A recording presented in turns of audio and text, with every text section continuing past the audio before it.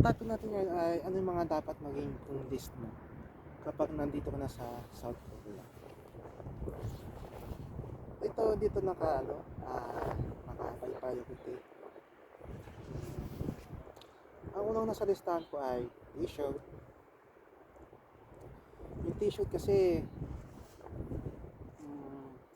kahit mga 3 piraso lang, dahil may laundry naman, pwede mong laban agad. Tsaka hindi mo naman siya ginagamit sa trabaho dahil may uniform naman. So yung t-shirt pwede mong gamitin sa loob ng isang linggo, 5 araw. Santo, hindi naman makakapagsanto kasi ang lamig. Shorts, depende, basta makakapag-shorts kasi kahit nasa loob ka na sa kisuksa, ang lamig. Dapat nakapajama ka, dapat naka-jogging pants ka, kahit sa loob ng kisusa. Kahit matutulog ka lang, kahit nakapajama ka talaga. Promise. Ang lamig, grabe. Danas ko na. Kaya maniwala kayo sa akin. 6 pieces na brief. Pwedeng sa'yo na yan kung 3 piraso lang, isa. Tapos jogging pants, yan. Jogging pants na mas madami. Kasi yun yung susuotin mo sa trabaho. Pero pwede naman kayo magmaong, kaso lalamigin kayo. Tayo din. Hindi pero ang winter dito. Hindi pero ang lamig dito. Hindi masarap. Mahirap magtrabaho ng sobrang lamig. Maganda magtrabaho ng malamig, pero hindi kasi sabi ko nga sa sarili ko, sa Pinas, ayaw sa Pinas. Dahil mainit kasi nagagab nga ako dati.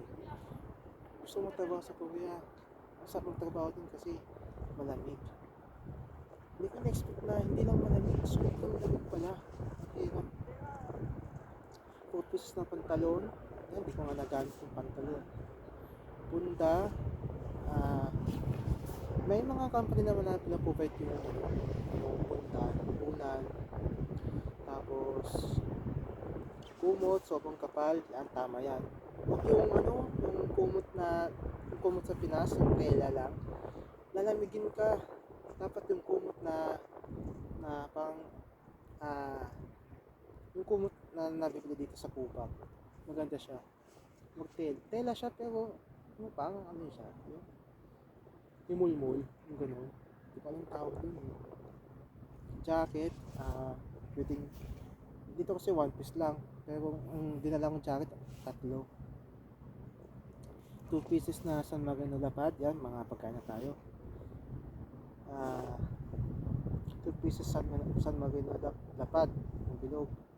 Mas yakisoba, 18 pieces. 2 pieces hot and spicy century tuna na lapad. Mang Tomas, yung pinakamalaking pouch. KFC sweet and chili sauce, biggest pouch. Ito naman, akin lang to. Kung wala kang hilig sa mga ganito, syempre huwag kayo bumili kung hindi naman nyo kakainin din. 2 pieces 5.5 Spanish style. Masarap kasi to. Oatmeal, big pouch. Alam nyo ba, nag-oatmeal ako araw-araw. Wala, almusal ko oatmeal, tapos minsan dinner ko oatmeal. Yan ginawa ko sa Pinas kasi pampalakas ng immune system yan. Naniwalaan ko talaga na malakas yan na nakakapagpalakas ng immune system. So kasi naniniwala ako sa law of attraction pag sa bagay is paniniwalaan mo na ganun ang mangyayari at araw-araw mo siyang naniniwalaan na ganun talaga mangyayari, malaking chance na mangyayari talaga siya. Totoo yun. Sinigang mix, meron naman nabibing sinigang mix dito sa mga Asian Mart. No cubes, 6 pieces, meron naman dito nabibili. Winter gloves, yan, bili kayo ng winter gloves, mga 2 pares, 3 pares. Grabe, ang lamig. Ngayon patapos ng winter pero ang lamig pa rin. Magic sarap. May naman nabibili magic sarap siya sa Asian Mall. Dried mangoes, sa lubong tapos Philippines na nakasulat sa packaging para maniwala yung mga Korean dito na talaga siya made in Philippines. Sila lang huwag kang pasalubong sa Jiangnim mo, sa Banjiangnim, Tojiangnim, sa HR mo. Charger, syempre, pinaka-importante. Dito tayo makakapag-cellphone mo ng charger. Bonnet, yan. Ganda rin ng bonnet. Adapter sa charger, huwag nang kalimutan. Kasi yung saksakan dito is yung bilog. Hindi siya yung flat. Kung nakalimutan nyo, ayos lang naman, pwede kayo mahirap. Tapos bili na kayo sa GS35 sa CU. Sa Daiso, pwede rin. Kaso, syempre, ang umpisa pa lang, wala pa kayong budget. Mas maganda, huwag na ito kakalimutan. Ayan, lamig ng kamay ko, di ba? Napapansin mo. Ang hirap mag-vlog kapag winter. Pinilit ko lang mag-vlog ngayon kasi kailangan para di naiipon yung content ko. Solution, dalawang bote. Solution sa contact lens.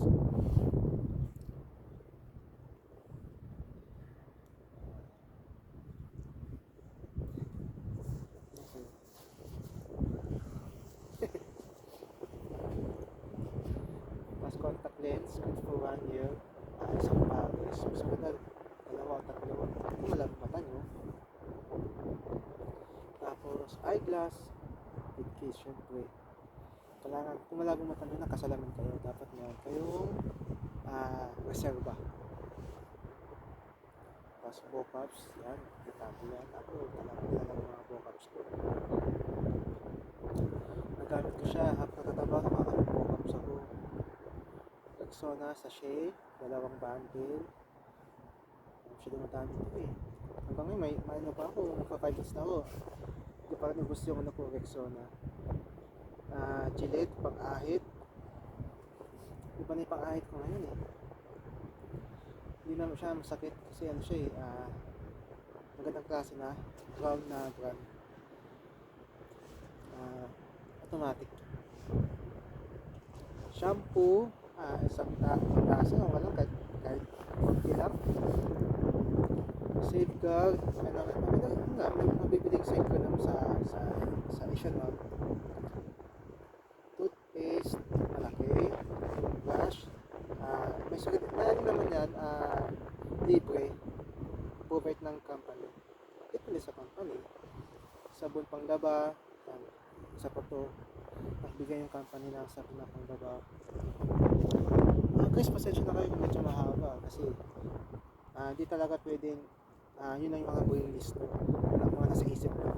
So dapat talaga may buhay list kayo na tulad ko para di kayo mahirapan sa pagtira dito sa Korea. Mug, syempre kailangan ng mug. Meron naman ditong baso, at hindi siya baso, paper na hinihipan. Pwede ka na makainom ng tubig dun.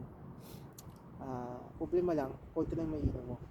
Makakaano ka, 5 beses na refill, 10, depende kung malakas ka sa tubig. Tapos di mo pwedeng itayo. Talagang hawak mo siya, so mahirap, dapat may baso ka talaga. Tapos tumbler, kaya baso, mug, yan. Same lang. Pantawel, one piece, yan, dapat meron kang pantawel talaga, huwag kakalimutan yan.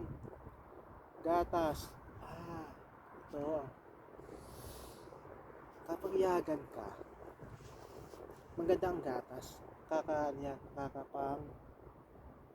kakatulong para mapahimbing tulog mo, para madirad-dirad yung tulog mo, tsaka para matulungan kang antukin, kakapangpaantok ang gatas. Sa iba siguro hindi hiyang yung gatas pang paantok, pero sa iba subukan nila, baka subukan nyo, baka maghihiyang nyo. Damianin yung gatas kasi mahal ang gatas dito sa mga Asian Mall, mahal gatas. Ito yung pagkakamali ko. Syempre, first time ko mag-OFW, first time ko maging OFW, first time ko makarating dito sa Korea, so di ko alam na importante pala ang gatas. So Yan, pillow. Una, may libo naman yung ano, naunan sa kisok sa chessboard. Yan, madala ang chessboard. Nakalaro ko yung mga kababayan ko dito. Kasama ko sa Kisoksa na Pilipino. Nag-chess kami. Magaling din sila. Ay, siya lang pala isang yung kalaro ko. Medyas. Kulang pa ng anin. Hindi ko na-edit. Medyas dito. Mas maganda yung medyas nyo. Pinakamakapal. Tsaka mas mahaba. Tapos, kung matutulog kayo, tapos naka-medyas kayo. Huwag nakalimutan magmedyas pag matutulog. Kasi pagising mo, sasak ng palo sa lamig. Grabe. Drops sa mata. Drops ano to yung drops na ginagamit sa contact lens. Eye mo. Ako di ko nagamit yung eye mo ko. Pero yung kaklase ko sa TLC, nauna siyang dumating dito. Pinadala na ako ng eye mo. Kasi baka kailanganin ko. Kasi siya kasi nagre-welding kasi siya. So tumatalsik sa mata niya. So ako lang ng mata niya. Ako naman, di ko naman in-expect na mapupunta sa Chowin. So hindi kailangan ng eye mo doon. Vacuum bag. Kailangan na sa maleta nyo. Magkasya yung mga gamit nyo. Tapos vitamins na tayo. Immunopro. 60 pieces. Yan, maganda yan. 9 pesos ang isa.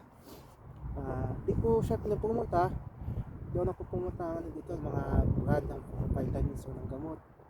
Ito lang yung mga naging list ko na kailangan ko talaga. At kakailangan nyo din para hindi kayo mahirapan sa pamumuhay dito pang-araw sa pamumuhay nyo ng araw-araw dito sa Korea. Alaksan, Bioflu, hindi ko pa nagagamit. Solmux, hindi ko pa nagagamit. Sinotabs, hindi ko pa nagamit yan. Cetirizine, hindi ko pa nagamit. Pangpahid sa kati-kati. Calmceptin, ayan, nagamit ko na yan. Amoxicillin, hindi ko pa nagamit yan. Pero hiningi niya ng kagumate ko. Diba? At least nagamit. May ibang na kinabang. At least nakatulong ako. Mefenamic acid, yan, ginamit din niya. Biogesic, ginamit din niya. Ako, di ako nakapag-biogesic kasi may binigay sa akin yung katrabaho ko na Korea. Effective siya, mas effective sa biogesic. Paris B-complex to, araw-araw ko to ginagamit kasi minsan nakakalimutan ko lang talaga. Doon nakakainom. Nasal spray, kailangan yan, tsaka Bactidol kapag medical na. Efficacent oil, ay itong pinaka-importante, damihan yung efficacent oil, promise. Pakidamihan, mahal ang efficacent oil. Ang efficacent oil lagi nyung gagamitin araw-araw. Hindi biro ang lamig dito. Ulit ako kasi seryoso talaga ako. Hindi biro ang lamig dito, promise. Yung sartan, ano lang ito pinabilang sa akin ng kasamahan ko dito sa trabaho sa Kisoksa. Chinelas, dapat yung hindi madulas kasi nadulas ako nung unang dating ko dito, nadulas ako. So nakapa ako noon, pero although kahit mga chinelas siguro ako, baka nadulas pa rin ako kasi ano na yung ko chinelas, dapat yung chinelas nyo yung magandang klase, hindi madulas. Bimpo, 5 piraso. Yung ibang bimpo ko nagsiwala na. Ayan po saan napunta. Bimpo, malapit ko na magamit to. Malapit na mag-summer.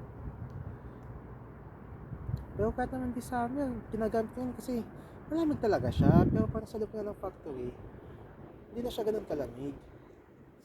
Pero pag yagan, malamig talaga. Pero may times na tsugan, malamig pa rin. So, depende rin sa panahon talaga. Tapos, body lotion. Hindi ko naman sila nagagamit nun. Pero petroleum jelly, hindi rin masyado. Cotton buds, hindi rin masyado. So, ayun.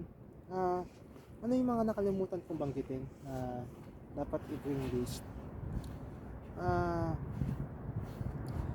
Hindi ko na alam kung ano yung mga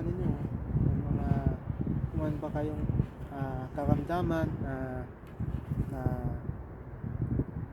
meron kayong kailangan na gamit o dapat inumin o dapat gawin para matulungan kayo, para mapabuti yung nararamdaman nyo.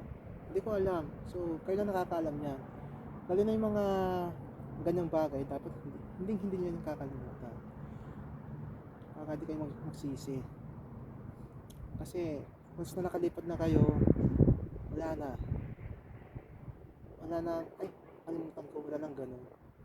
So, make sure na dapat bago ang flight, naka 1 week before or 2 weeks before, prepared na yung maleta nyo. Lahat ng gamit nyo.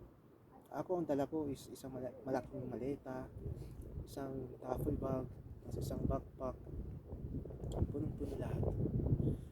Sinigurado ko na wala akong makakalimutan talaga. So, ayun, salamat sa pagkikinig. Kung meron kayong natutunan at saka meron kayong mga suggestion, kung meron kayong mga katanungan, pwede kayong mag-comment. Comment down below, sasagutin ko. Kung meron pa kayong mga gustong matutunan, sabihin nyo lang. Baka alam ko kung paano sagutin. Para next na vlog, doon ko sasabihin. So, salamat sa pagkikinig. Yorobun, kamsahamnida.